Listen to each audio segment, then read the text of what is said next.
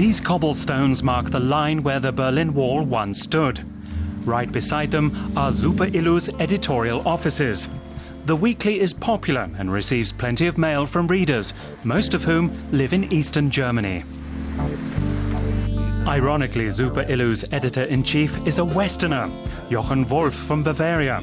He's been with the magazine from the very start. 20 years ago, a major West German publisher decided to produce a weekly, featuring positive reports about the East. Jochen Wolf knew he'd found his calling. We've become part of the media landscape, part of people's lives, and we're still striving to bring East and West together. So naturally, Superillu includes articles about politics and interviews with prominent politicians, both from Eastern and Western Germany. But the magazine owes much of its high circulation of 500,000 issues to pop stars and celebrity gossip, its recipes, consumer info, advice columns and adverts for products from the East.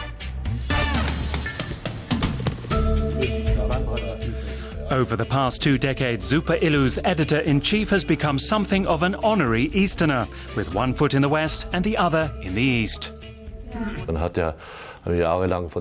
For years, people spoke negatively about the East, even in educated circles.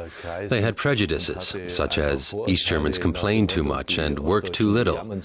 But in fact, those in the East get up earlier and work longer. They commute more, they're more flexible.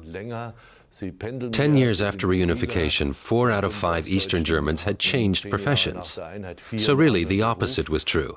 But for a long time, people wouldn't accept it. Today, most of the editorial staff come from Eastern Germany. Yet, chief reporter Gerald Praschel hails from Bavaria, just like his boss. Praschel, too, has been with Superillu since its infancy. Right now, he's researching a typically Eastern German phenomenon, the lack of job trainees. That's because those born between 1991 and 1993 are now entering the job market, but there aren't very many of them.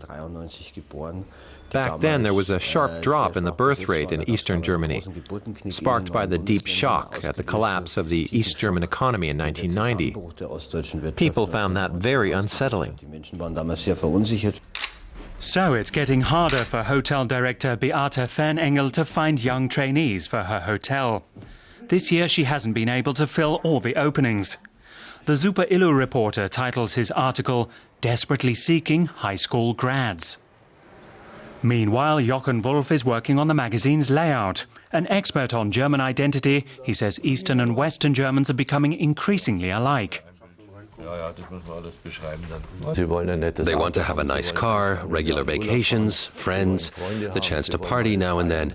They want success and recognition at work. Those are the dreams of people both in the East and West. And for the last 20 years, Germans from both sides of the country have been free to pursue those dreams.